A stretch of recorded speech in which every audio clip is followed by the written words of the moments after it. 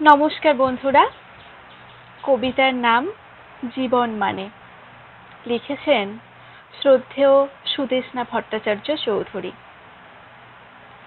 জীবন মানে স্রোতের টানে নুড়ির মতো ভাষা। জীবন মানে অন্ধকারেও ভোরের নতুন আশা। জীবন মানে চলতে গিয়ে হোঁচট খেয়ে থামা, একটু থেমেই নতুন করে আবার পথে নামা। জীবন মানে দুঃখ সুখের আলো আঁধার খেলা। জীবন মানে রোজের হাটে কান্না হাসির মেলা। জীবন মানে চলার মাঝে পথের সাথী পাওয়া, কিংবা যদি না সাথী পাও একলা হেঁটে যাওয়া। চলার নেশা বড়ই নেশা, ঝড়ঝাপটা যত পায়ের নিচে হেলায় ফেলে চলছে পথিক যত।